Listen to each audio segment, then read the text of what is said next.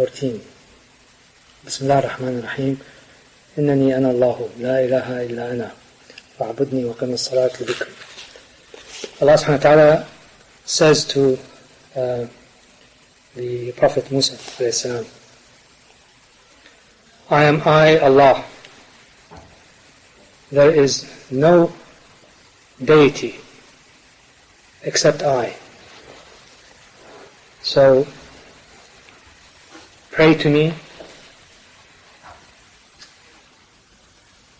and keep your salat for my remembrance. In this ayah, Allah subhanahu wa ta'ala claims all wiya, all I-ness to Him. Claims all the notion of individuation, of individuality goes back to Him. That whatever sense we have of persona, of self, of ego, of psyche, whatever it is merely a shadow of the reality. It is a shadow of the mercy of Allah subhanahu wa ta'ala. I-ness is Allah's.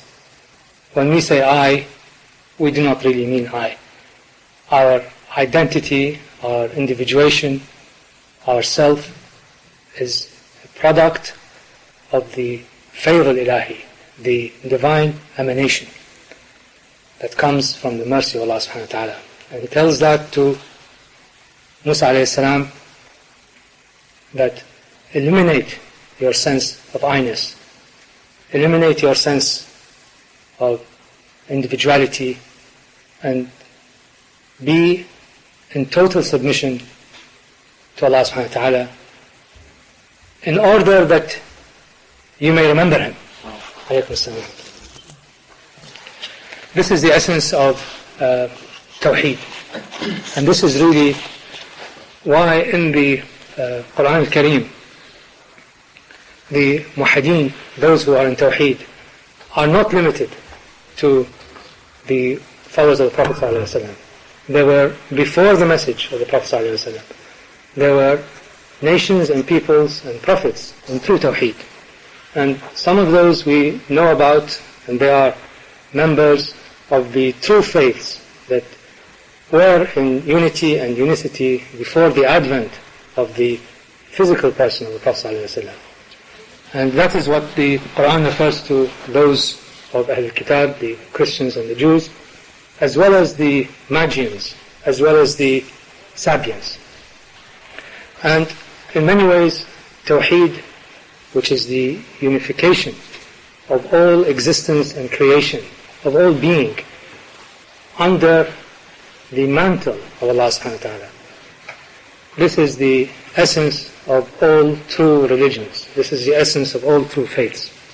And although Islam, as has been brought to us in modern times, tends to create a sharp cleavage between it and other religions, this is true only as it refers to time. Prior to the advent of the Prophet ﷺ, there were beings and there were persons, as well as people, in great Tawheed. And our early sages, our early masters, recognized that. They did not feel embarrassed to acknowledge the Tawheed of Plato, for example. They did not feel embarrassed to acknowledge the Tawheed of the great Neoplatonic philosophers, as well as the great masters before the advent of the Prophet ﷺ. So, hikmah, that is wisdom, that is the twinning of revelation and reason, was the base of all notions and philosophies of Tawheed.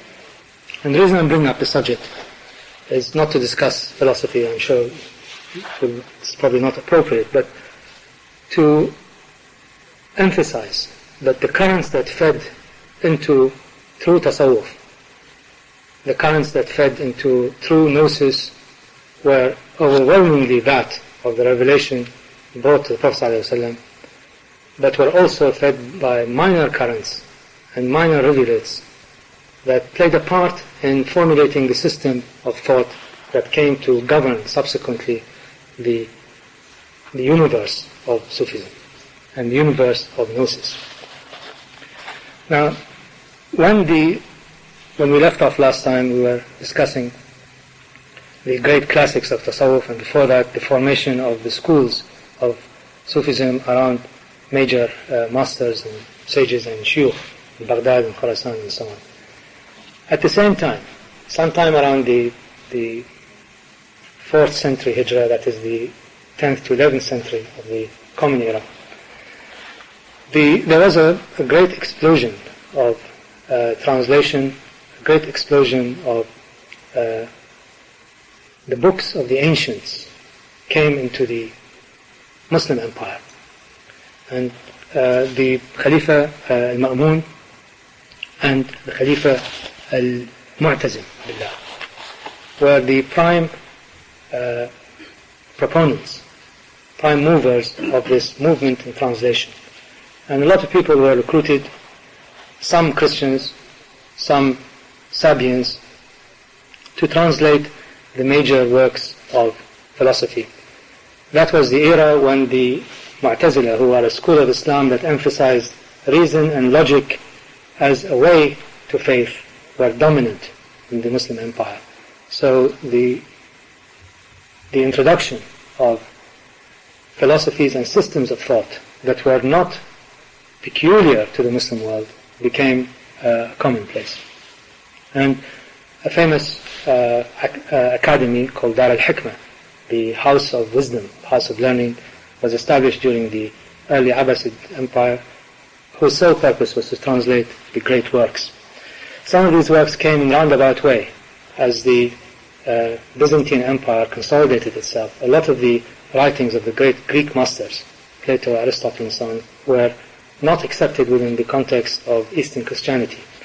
So what the Arabs or the Muslims then thought were the works of philosophers such as Aristotle were actually the works of other people. And these works became a very important part in formulating the rational basis of how those seeking the proximity to Allah subhanahu wa ta'ala can use reason too. So this was not introduced into the Muslim mind simply as an additional set of ways of knowing, but it was to be used as a supplement to the primary way of knowing, which is the way of the Prophet ﷺ and the way through revelation. A very important name that we should all know and recognize for being a person in true Tawheed who was before the advent of the Prophet ﷺ was a person by the name of Plotinus. He was a great sage and philosopher and an heir to the Academy of Plato. He was born in Alexandria, and the reason I'm going to spend some time on him, inshallah, is to show you that those in true Tawheed, although Tawheed was elaborated and finalized in the message that we understand it as being true Tawheed by the Prophet ﷺ, the systems, the systematization of that owes to some extent to the works of the Neoplatonists. Now the translation of Plotinus and his great work is called the Inyad, was done in Baghdad in this period. Unfortunately, it was attributed to Aristotle and is known in Arabic as the Ethologiat Aristotle, which is the theology of Aristotle. In reality, it is the last 3 books, the commentaries on the works of Plotinus by his disciple, a person called Porphyry. Now, Plotinus is looms very large in subsequent Sufi thought, and his name crops up time and time again, especially in the works of Ibn Arabi. And there is no doubt about his influence, the system of his thought, in terms of understanding of the structure of the path that was subsequently became associated with the school of Ibn Arabi, or the theosophy of Ibn Arabi, the wisdom of Ibn Arabi, as well as the school of the Illuminationists. Plotinus himself, his system, and you will see certain similarities with what we do. That does not mean that what we do is borrowed from Neoplatonists, as some of the Orientalists believe.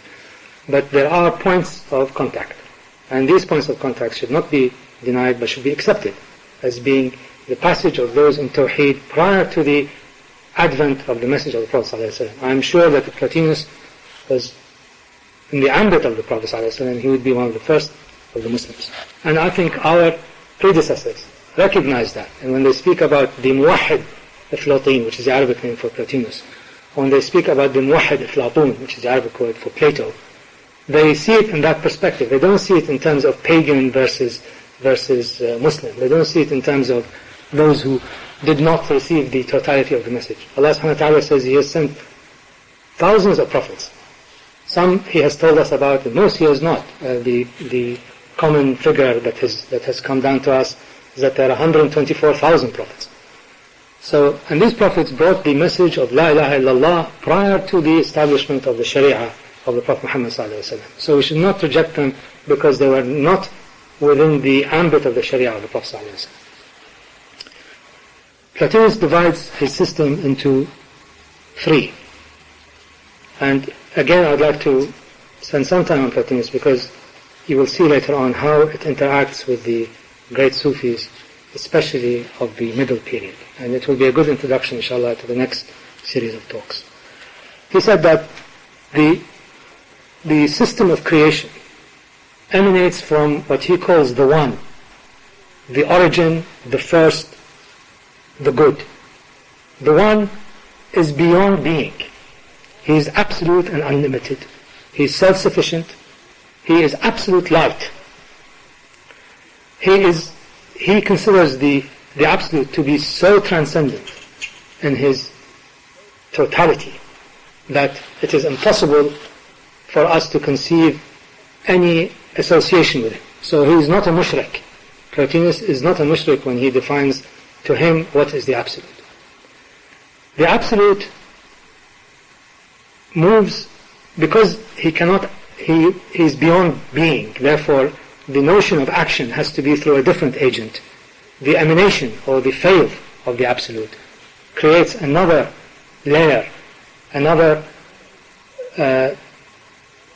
sphere, which is a sphere of what he calls nous, which is mind. And all the great principles of being, that is the principles of creation that we all now understand to be Asma Allah al-Husna, are in the sphere of the nous or the mind. So there's the One, the absolute, and as a result of his emanation, there is the sphere of the nous in the mind. And from the nous or the mind, there is another sphere, which is the sphere of the soul. So the soul, that is the created living entity, emerges from the nous, which is the principle that governs all creation, which in turn is an emanation of the absolute, the One. You may find some similarities with tasawwuf in the sense of the emanation of Allah subhanahu wa ta'ala through the Fayd al-Aqdas, through the divine or the holy or the sacred emanation, moves on to the circle of creation of the divine names and the attributes, and then moves on through various other layers to man. Plotinus sees the soul as being a soul that departs from the absolute via the mind to the body. And the soul is attracted to what he calls the dark matter, the dense matter, the low matter. And matter he equates to not being. There is being, which is the One, the absolute, and there is not being, which is matter. And the soul is attracted to not matter. And as a result of its attraction to not matter, the combination, the intermediation of man takes place. So man is an intermediate being. In later terms, he's a barzakh. So the notion of being a barzakh is accepted by the muwahhid Plotinus in his way that he terms the nature of existence and creation. And the soul, as it interacts with matter through man, is either overtaken by matter and therefore does not recognize its origin, or recognizes its origin and strives to break away from matter back to the world of the spirit.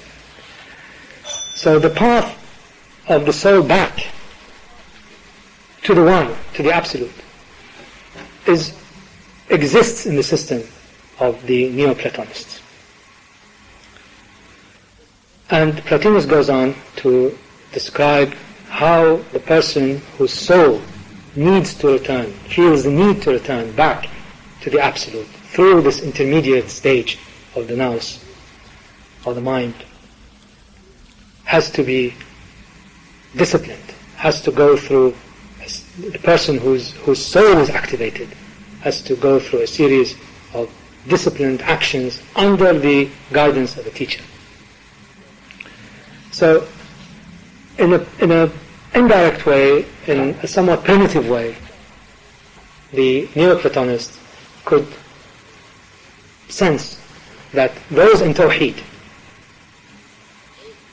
the system of the entity within them, the faculty within them that recognizes that its origin is from elsewhere and desires to go back to that origin, is there. It is a system that existed, although it existed as a result of Plotinus's own philosophizing.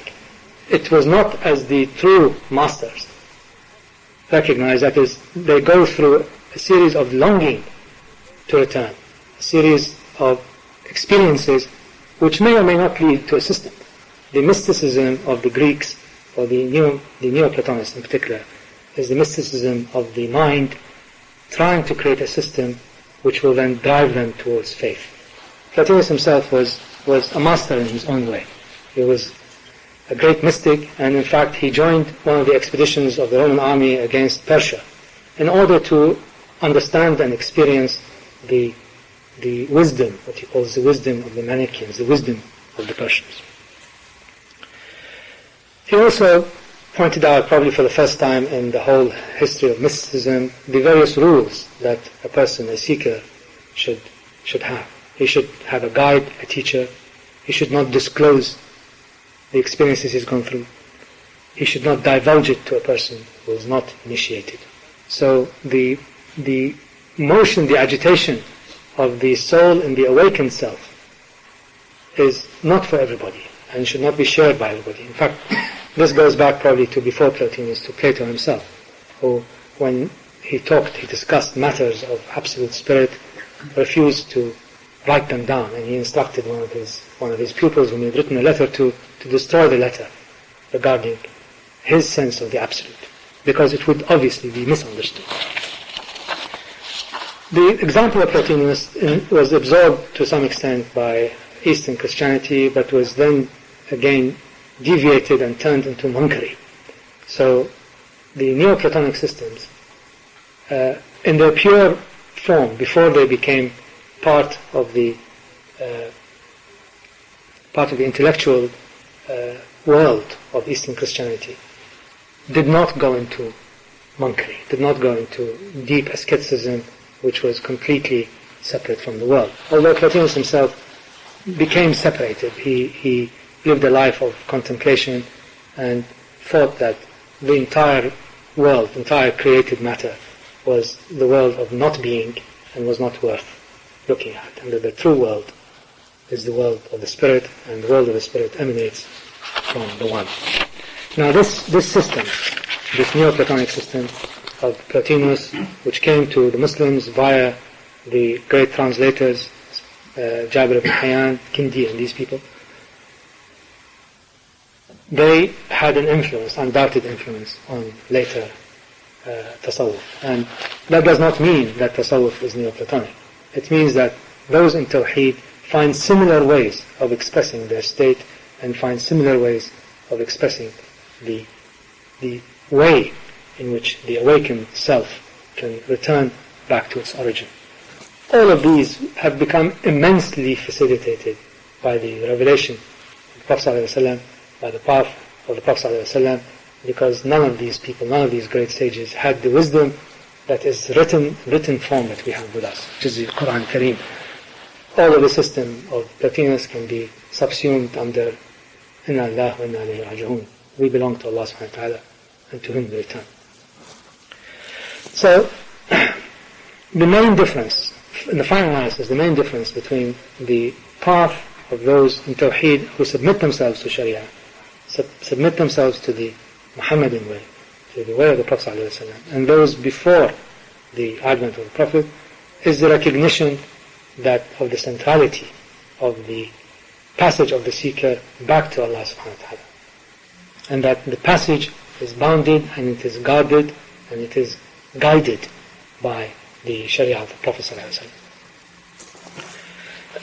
So, the true influence of Neoplatonism and of Plotinus came later actually. Came not in the period that we're talking about, which is the 4th century Hijri, the 10th, 11th century AD. It came in a very big way later on when we talk inshallah about the what is known as the Ishraqi school, the school of illumination of Sahrawardi, which played a very large part in using the metaphor of light and the meaning of light, the absolute being light and not light, darkness being not being. Another stream, but a very, very minor stream, I believe, that has been claimed to have influenced tasawwuf of that period, is the stream of Buddhism. Now, there is very little to substantiate the claim made by well-known Orientalist Goldziher, that who's of the late 19th century, that Buddhism played a part in the formulation of some of the basic tenets of tasawwuf or of inner knowledge. And Goldziher says that because some of the great walis, especially those that we talked about last time, of the Khurasani school, came from that part of the world, which is Transoxiana, the land across the river, as we say in Arabic, Ma wara al-Nahr, and in particular from a place called Balkh, that the walis who came from there, came from Khurasan, came from this greater Khurasan, which is now Afghanistan, northern Pakistan, some of the Central Asian republics, Turkmenistan, northeast Iran. Because this was a center of Buddhism before, and many monasteries were there, and it was a center for Buddhist education, and it was a center also for Buddhist monks, that somehow Buddhism influenced the formation of the way in which the great walis of Khurasan acted. And he really could not bring any proof or any substantiation to that, except by saying the example of Ibrahim ibn Adham, whom we discussed, I think, in the 4th or 5th talk, who is known as the Prince of Balkh, behaved like Buddha. That is, he denounced the world. He was a prince who denounced the world and became a wandering qalanda or dervish. A more substantial Orientalist, I think, which is Nicholson, says that Buddhism gave to tasawwuf the use of the rosary, as well as the notion of fana and baqa, that is annihilation and permanence in Allah subhanahu wa ta'ala. This is not really true, because my own reading, I think, substantiated by great modern interpreters of tasawwufs like Sayyid Hussein Nasr, he said that the Buddhist equivalent of annihilation and the Buddhist equivalent of permanence is nirvana. But nirvana is basically the destruction of the self, qua self, as a self. Nothingness is the permanence that the Buddhist seeks. The true person in tasawwuf and tawheed seeks permanence and proximity to Allah subhanahu wa ta'ala. So this very simple difference is the difference between, is all the difference that is needed to segregate and separate the way of the Buddhist from the way of the Sufi. However, one thing, I think one area which Buddhism may have played a part, and that is the techniques that we use for meditation, especially for breathing and breath control and breath technique, is, as we all know, is an important way of enhancing awareness and maintaining the necessary stillness needed to concentrate and to do proper dhikr. These techniques may have been perfected by Buddhists and may have been introduced to the way, to the path, by walis who learned these techniques from Buddhist monks. There is interaction between Sufism and Hinduism, but not in that period. That took place several hundred years later in the Mughal Empire. This really brings us to the next topic, which is the beginning of the other linked but separate current in the inner dimensions of Islam. If the main current is tasawwuf, the main current is the way of the great walis who were in tasawwuf. But another current is the current of Gnosis, particularly in the Shia world. The Shia notion of Gnosis or Ma'rifah or Irfan has many points of commonality with tasawwuf, but admittedly has other points of difference and other points of departure from it. And that is that period that we're talking about now, which is the 3rd, 4th century Hijri, the 10th, 11th century in the Common Era, is the beginning of the crystallization of the Shia way towards Gnosis and knowledge, linked to the paths, linked to Tasawwuf. They were very closely linked in those days. But with time and with the greater cleavage between the communities, especially after the establishment of Tashayyu as the state religion of Iran, as it were, the path began to diverge. But if we go back to the origin, if we go back to the root started there. And the subject of the talk I'd like to continue, inshallah, is the famous Rasail of Ikhwanas-Safa. These are the epistles or the letters of the Brethren of Purity. The Ikhwan, which is the Arabic word for brethren, were a group of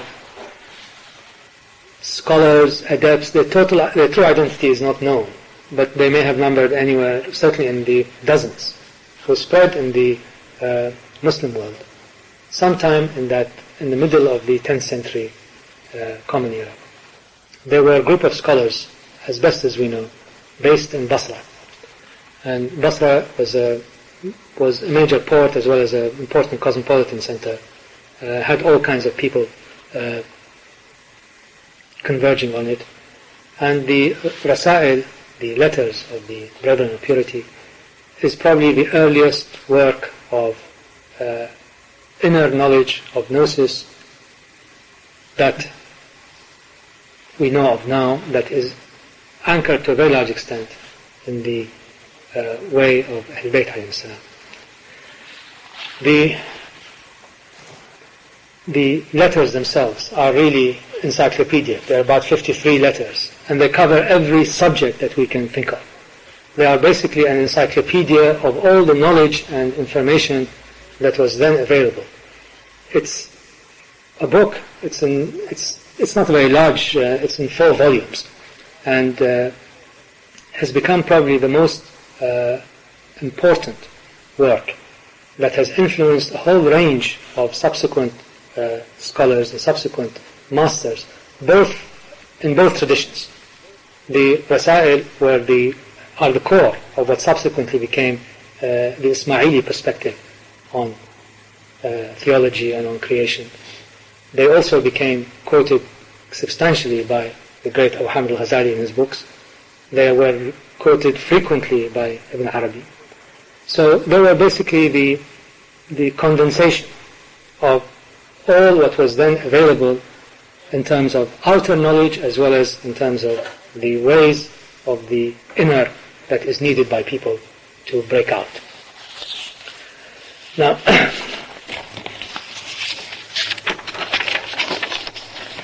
the Ikhwanas-Safa, the Brethren of Purity, define the ideal person, I think it's quite interesting here, as being East Persian or Khorasani in origin, Arabic or Muslim in faith and deen, Babylonian, I'll explain that later, in his education, a disciple of Jesus in his conduct, as pious as a Syrian monk, a Greek or Westerner in his knowledge of science, an Indian in the interpretation of mysteries, but especially a Sufi in his spiritual life.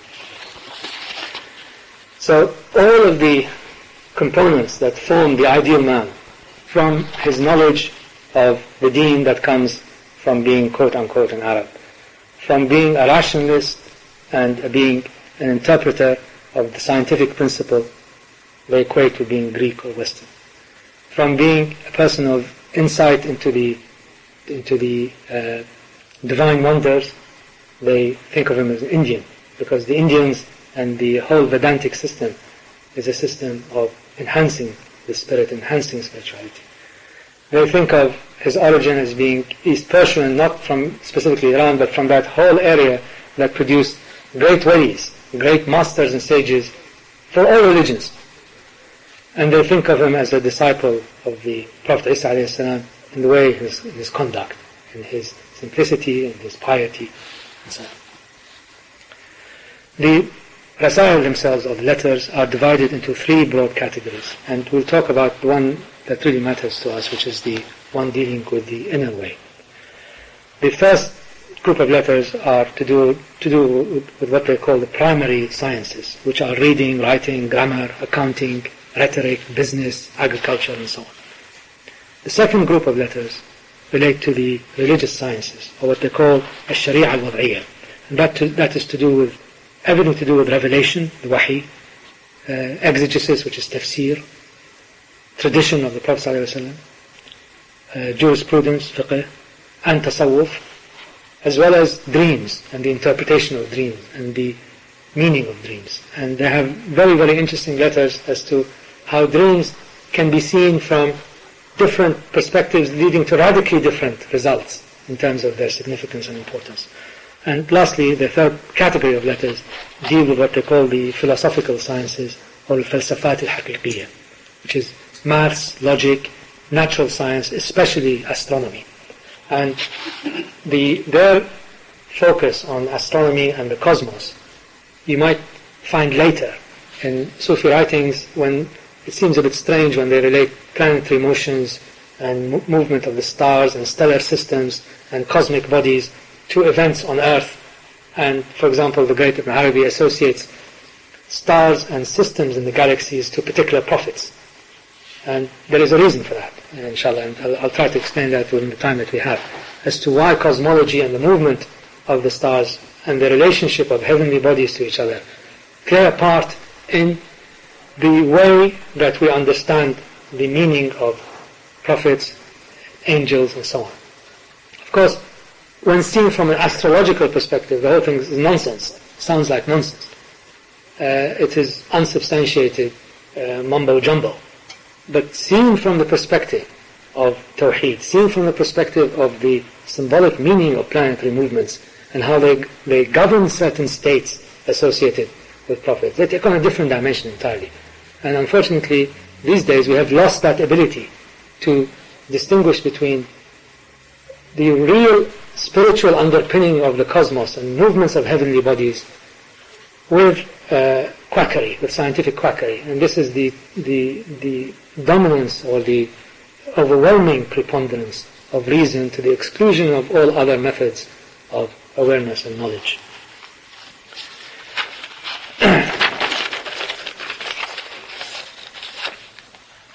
The Ikhwan or the Brethren say that there are two prerequisites for reaching the divine presence, the Maqam al-Rabbani. One is to purify the self, and secondly, to make sure that the way that you choose is correct. Again, it is, as we understand it now, the right way, the correct way, together with jihad of the self. So these two elements were already crystallized in the line of Ikhwanas-Safa. They say man is composed really of two parts, body and spirit. Body is dense, dark, corruptible, and the spirit in the form of the self can be luminescent, transparent, spirited, and is the jewel, jawhara, from the unseen. Our ability to discern absolute existence, to understand our origin and to understand the links with our origin, depends on the quality of the spirit or the self. It depends on the luster of the self. If pure, if the self is in safa, which is what name that they've chosen for themselves, the Ikhwanas-Safa, the Brethren of Purity, then we can establish things as they really are. We can establish the reality of things as they really are and act according to the Prophet's supplication, "Oh Allah, show me things the way they really are."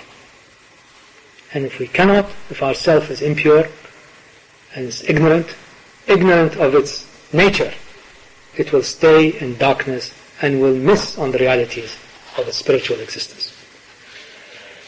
And it is the veil of this ignorant self in its non-recognition of its origin and its nature is due to this rust, the ran that accumulates on it. And it is the duty of those who seek greater knowledge, seek the liberation of the self from this state of ignorance, of jahl that it's in. It's the process of removing that rust.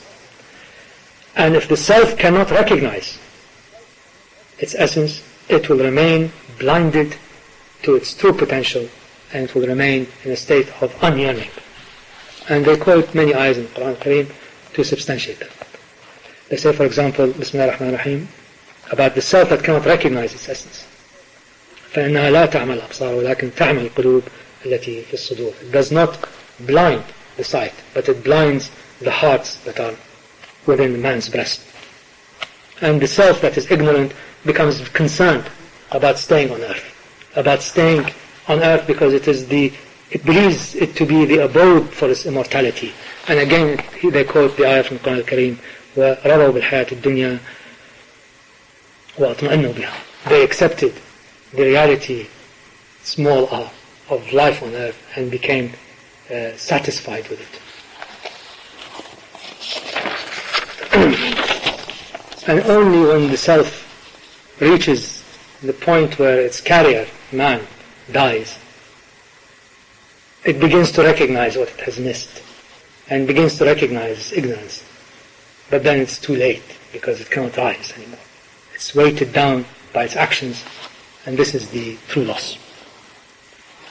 So the liberation of the self from its ignorance, from its state of denseness, from its state of unrecognition is the true way, is a true purpose of true seekers of knowledge.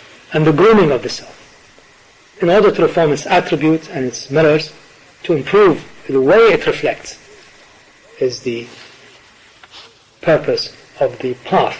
And here they choose a certain way of action and interaction that you will all recognize as owing a lot to tasawwuf, and from which tasawwuf also subsequently learn. Now, the first rule for the ignorant self is to bring it to the recognition of the Sharia. Before you awaken people to their true spirituality, you have to bound them. And I think you will notice also that all the great shuyukh, when they first meet, when they first encounter a person seeking the way, make sure that they bind him to the Sharia. And this binding is an important element in moving the self from its first station of ignorance along the way. Those who have awakened as a result of their sense of agitation, as well as being bounded, are then gradually taught the way. And the way of the Ikhwanas-Safa is not necessarily limited to what we describe as being the correct way. It is really more encompassing. It's more like a university of the spirit, where all other elements that we discuss become part and parcel of the ammunition of the teacher, the ammunition of the master in guiding the disciple. So they are not only taught the inner dimensions, they are also taught the outer aspects of what the deen is about.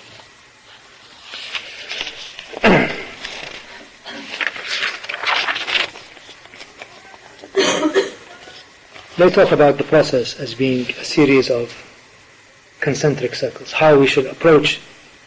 They are, of course, talking from the vantage point of people who are already in Tawheed, people who are already knowledgeable. How should those with knowledge, how should those with inner taste and experience, as well as wisdom and outer knowledge, how should they interact with those in a state of ignorance. And I think this applies to inshallah, all of us who try to reach out to people in the community, to try to reach out to outer circles and get them to see the way in which they need to trigger their self into recognition of its origin. And it is done gradually. And of course they see the way of the Prophet ﷺ as being the only correct way of bringing people to the deen. That is, you start with those who are very close to you and very near to you. From the inner circle of Khadija al-Kubra, to Imam Ali alayhi salam, to Abu Bakr, and so on, until we get to the first 39 or 40. And then from there the community grows and grows in ever-growing circles. So we should not go up on a pulpit and start shouting at people or calling people and so on. It should be done in a methodical way, those who are near, those who are close, and moving from these circles into ever-widening bands.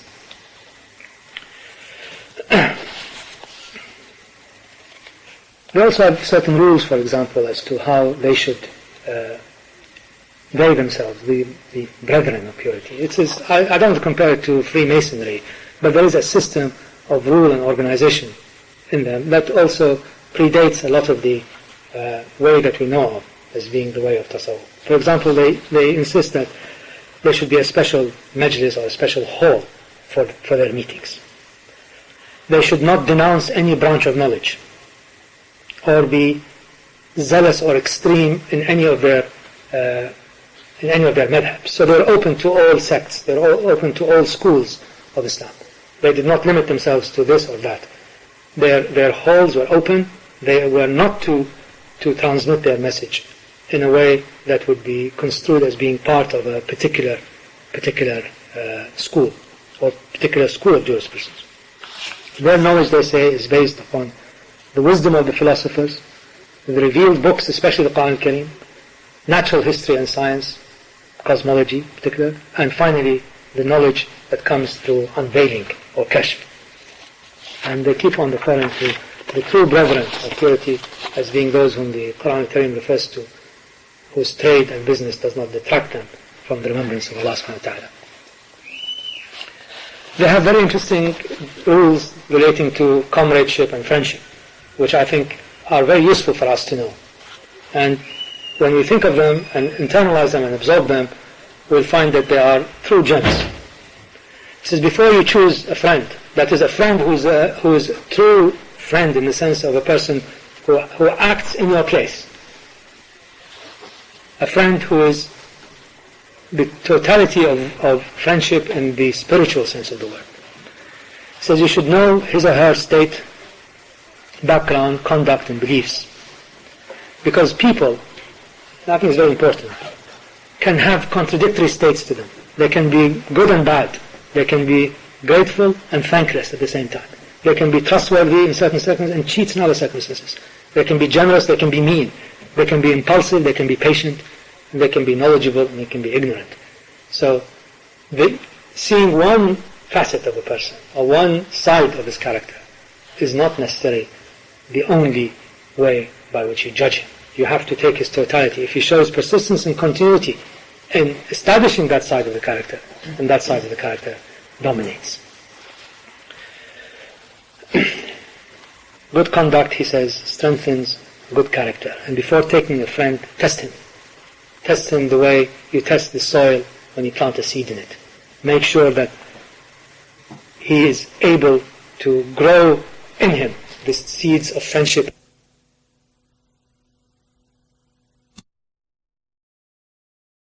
They are latent treasures when in need. They are a ladder to rise to the heights and a way to the heart. A strong tree anchored with beauty, shade and fruit. That is their definition of true friends. And if you find such a person, give that person all that you have. Avoid those who fail the test of true friendship. Those who are arrogant, demanding, envious, hypocrites, stingy, cowardly, devious, mean, who love praise and who disdain the ordinary person. And friendship of that kind the friendship of those who are the true walis to you, who are in true state of reciprocal friendship, is something that we should all cherish, and is an important bind that keeps a community together. And they were making these rules for their own community, that is the community of Ikhwanas-Safa. But the same, I think, applies to all of us on the path, inshallah. There are also rules for the teacher. And they say a teacher who is rightly guided is a source of true felicity, true sa'adah. He must know the reality of things as they are. He must believe in the last day. And he must know of all the precepts and anchoring of the deen. And they compare the teacher to your spiritual father, the way that your physical father cares for you, the spiritual caring and needs of a disciple are taken care of by a true teacher. It says, beware of the alim who denies, beware of the teacher person who claims he's a teacher but who denies the pillars of the deen, who is a doubter, who is maybe in shirk, and therefore shows his ignorance of the reality of things. And the right teacher would be intelligent, of good character, clear-minded, a lover of knowledge, a seeker of truth, and not a zealot for any madhab. They go on many other aspects of the inner life, and if I had time I will certainly try to describe them too, but I think we can leave them for some other day. The Ikhwanas-Safa, the Brethren of Purity, their community lasted for about 40-50 years. And they were again denounced and then hounded subsequently by the dominant theology, which is that of the Ash'aris. And their trace as a group, as a community, disappeared. But the importance of the Rasail, the importance of the letters is so profound in later Shia thought, especially dealing with matters of inner knowledge and Gnosis, and directly influenced, I might add, the great teachers of Tasawwuf such as Abu Hamid al-Ghazali and Ibn Arabi. And their influence has been really immeasurable over time. I believe there are people who did not exhibit any tendency towards ta'assub, towards zealotry, either for any particular madhab, although they were lovers of Ahlul Bayt, and it shows in many of their statements and comments and stories. But lovers of Ahlul Bayt does not mean zealotry to the madhab of a particular sect. Lovers of Ahlul Bayt is the path of all of us, inshallah, who are true to the Muhammadi way. I really cannot say except if you can get access to some of them in English. They have been translated, some of them, by Sayyid Hussein Nasr in a book called Islamic Cosmological Sciences. It's published by Thames and Hudson in paperback. If you have means to read it, please read it, and you'll find that they are a treasure trove of knowledge and information, and can dispel in our minds also some of the nonsense that has been said about cosmology, about the significance of the stars and the aflak, as we say, the spheres, as well as alchemy. Alchemy in its true sense, that is the use of certain medicines, herbs, shrubs, flowers, in association with what we know in Arabic as Tabb al-Yunani, or Hippocratic medicine, is an entire system of alternative ways of healing. And these alternative ways of healing subsequently came to be known as the Sufi way of healing, or whatever. But in reality, they owe their origin to the discourses on medicine, on natural healing, on the use of herbs and shrubs and minerals as a combination of the alchemist's way. Of course, alchemy seen from that perspective has enormous spirituality. Seen from the perspective of the modernist scientist, it's again another form of wizardry, and it's to be denounced. There is no room in the modern mind for spiritual aspects, non-material aspects of healing. And inshallah this will be reduced as we see around us growing movement in natural healing, growing movement in recognizing the truth of the alternative ways, the superior ways frequently of healing. Just one last thing before I close, which is the what are known as the Sabians. These have been noted in the Quran as one of the groups that are considered muwahhidun. And the Sabians are the followers of the Prophet Idris alayhi salam. He's known in Greek as Hermes. And he's an antediluvian prophet, that is before the prophecy of Nabi Allah Nuh. The system of the Sabians was absorbed, especially the system of the cosmos, as well as the cyclicality of time. They saw time as having certain periods, and it goes back. The concept of returning time, of returning events, became a very important part in subsequent Shia Gnosis, particularly as it relates to the Imam Mahdi alayhi salam, in the sense that there is a cycle of time which ends, and the periodicity of this cycle relates to the way in which the Hermetics, that is the Sabians, understood how the divine order manifests itself through time. So all notions of periodicity, all notions of movements in time that have a certain pattern, or all notions of events in time that have cataclysmic consequences, are related to the Sabians. And Imam Rida alayhi salam justified and sanctioned the Sabians' perspective of the cosmos by his discourse with Ibrahim al-Subbi, and this basically put the imprint of acceptability on it within Shia thought. So Shia cosmology, as it relates to creation, ordering of time, passage of time, owes a lot to the tawheed of the Subba, or the Sabi. Alhamdulillah. Wallahu alam. Are there any questions, comments? I think Shaykh Fadhlalla has said that sometimes we go through constriction ease, and there's a pattern to this sometimes.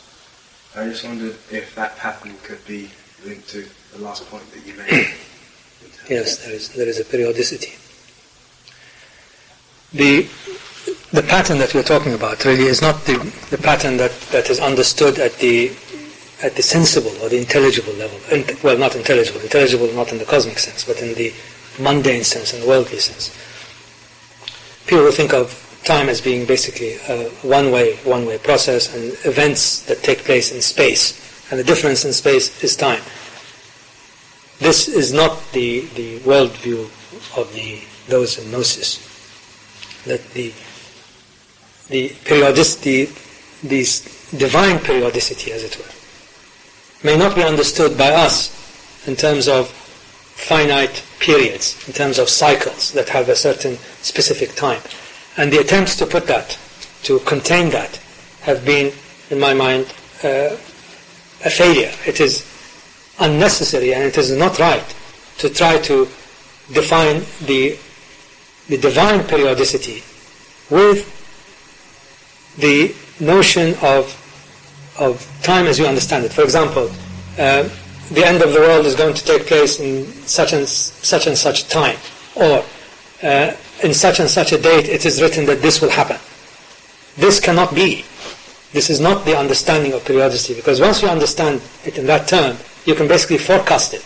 And forecasting is a ridiculous sport, and has no place in the way to Allah subhanahu wa ta'ala.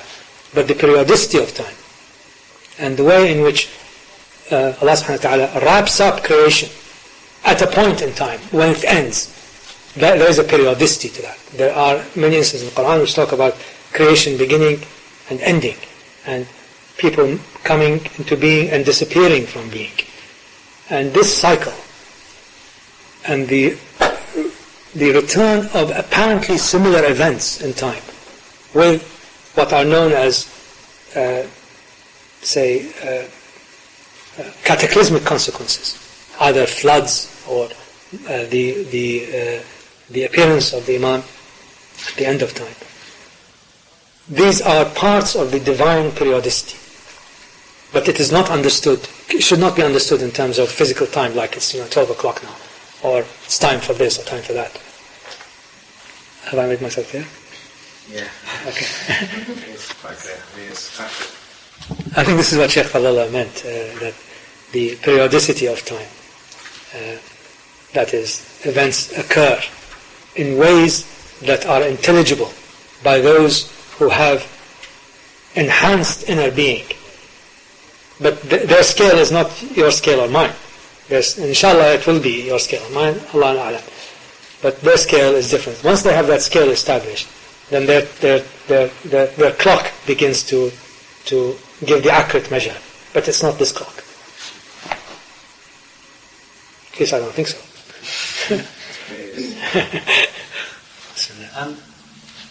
I've come across in several places the identification of Idris salam with hermits, and also therefore with thought.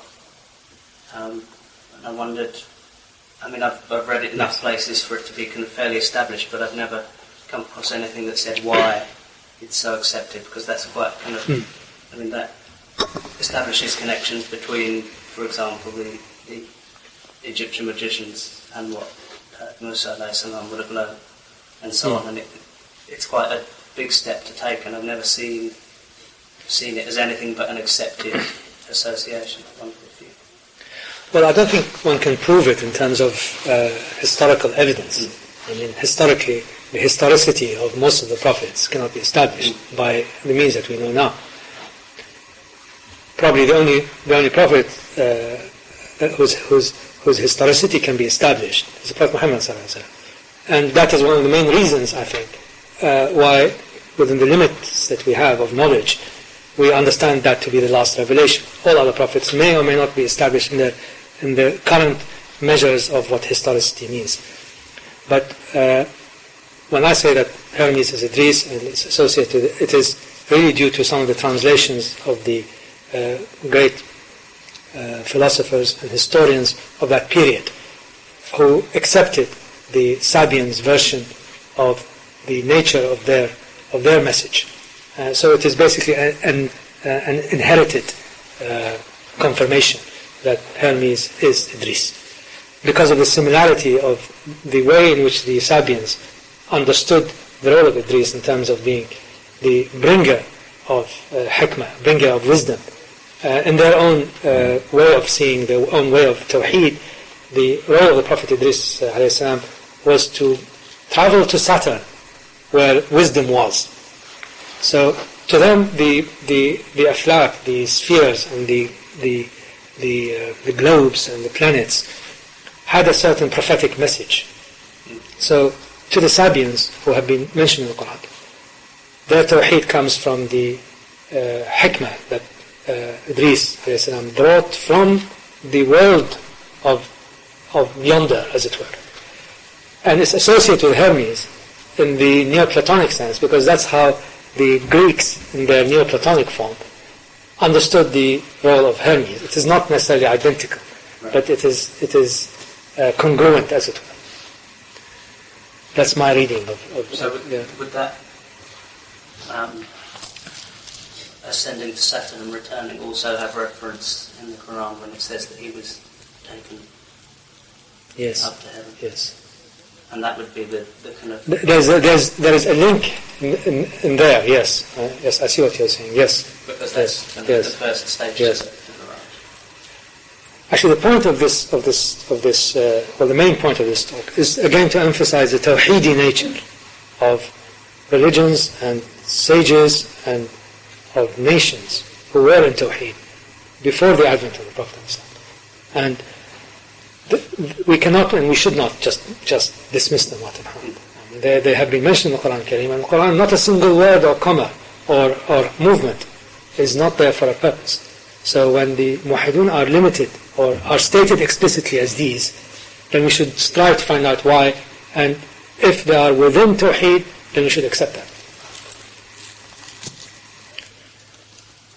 Now, the debt that we owe and without acknowledging it, I might add, to the great sages prior to Islam, not in the message of Islam, which is complete in its own, but in the ways and practices, especially in formulations of questions and approaches to knowledge, should not be denied.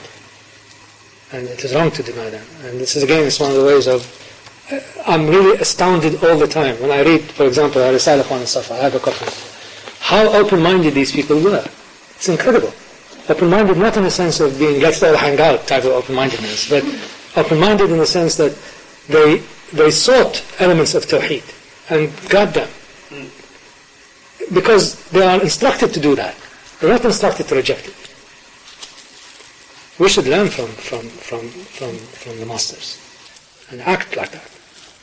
Unfortunately, of course, when you see images of total kufr, you cannot, hard time trying to find the tawheedi side to it, so you tend to stay away from it, which is probably the right reaction. But where there is tawheed, we should go for it. A very good example of that is actually with Greek mythology. There's some very essential stories about human nature in relation to the divine, but if you just see it as kind of personifications of the divine and then reject it, you know the story of Prometheus and so on. I agree. Absolutely.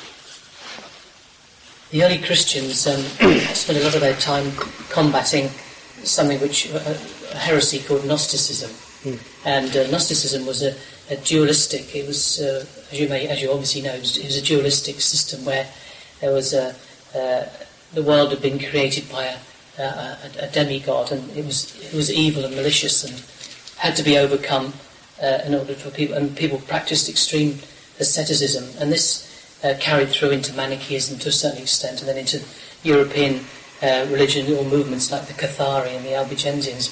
But now I'm interested to know why the same word apparently is used by the Sufis. They talk about Gnosticism, but it's in a Tawhidian sense. Well, Gnosis in the Greek sense is just knowledge. That's what it means. And there's a certain sect of Christians called the Gnostics, and as you rightly said, their primary coloring was the rejection of all matter and considering the world as evil. You have to stay away from it. And denunciation of all created things, and that element of it has filtered in some ways into all ascetic practices. That is, people denounce the dunya. But the idea is not really to denounce the dunya, but it's not to have the dunya in charge of you. So, in Islam or in Sufism, when we talk about Gnosis, we don't talk about it in the sense of limiting reality or limiting all that is good to the non-created world. This is patently not true, because Allah subhanahu wa ta'ala created matter, created the universe, created things, created people, in order to recognize it. It says quite clearly in the Quran that Allah subhanahu wa ta'ala created man and the jinn in order to worship him. How can they worship him without knowing him? So knowledge from that perspective is what Gnosis means in our way. It does not mean denunciation of the world. It does not mean renunciation of all created things. It does not mean renunciation of human contact, of human interaction. This, I think, is a very clear cleavage between Gnosis, as we understand it, and the Christian Gnostics in the sectarian sense. But I think the great mystics of Christianity subsequently went beyond that. So maybe we have something to learn from them. I mean, in the sense that some of the great mystics in Spain, for example, in the days of Arabic. It's funny you say, because I was dying to ask you about that. It wasn't relevant, but do carry on. Inshallah, we'll come to that because I wish when we come to it. This will come later, inshallah, when we talk about Ibn Arabi and his effect on Christian saints of the middle period. His effect, not their effect. There's no doubt also that Muslims interacted with Christian monks. Even Prophet ﷺ did. There's no doubt about that. And there are many stories in Tasawwuf where the murid or the seeker gains a bit of instruction or a bit of insight from a monk. But that does not mean that monkery in that sense is the way in which people or is the manner to which people responded when they were in tasawwuf. No, it is just the reality of things. There were monks, there were hermits, there were people, ascetics, of a different faith, who may have been in tawheed without recognizing the reality of the need to maintain themselves within a certain sharia, within a certain prophecy, of the final revealed prophecy. So the interaction of Christian monks with Muslims, confirmed Muslims, people who did not twitch one iota from the sharia, is an established reality. And this is one of the beauties of Islam of those days. It's at its boundaries, it was not rigid, it was flexible. And not flexible in terms of the core. The core was always there and will never be compromised under any circumstance. But the outer moved with the environment, moved with the culture, and was not solidified or rigidified. Would we say that nowadays, I mean, people can condemn people for their ideology, that people, well, perhaps not so much now, when you can condemn people because they belong to a certain sect, whereas perhaps in those days, that sort of that way of thinking of things wasn't quite so prevalent. Yes. For example, because of somebody's a communist, then you can just reject him out of hand. You don't have to go any further, whereas you don't have to deal with him on a human one-to-one basis. Perhaps in those days, people were able more to deal with their people in an ideological sense. They were confident in their absolute certainty of the reality of La ilaha illallah Muhammad Rasulullah. They were in love not with Islam. They wanted to be in proximity to Allah subhanahu wa ta'ala through the Prophet Muhammad sallallahu alayhi wa sallam. That's all. They were not in love with all of this that we think of as Islam. Some people of us are still there. I mean, there's no doubt that we all come from certain cultures and certain backgrounds which we believe to be quote-unquote Islamic. But that's not the way it was. It could not have spread this way. It could not have been internalized by people who found it an alien way of looking at things.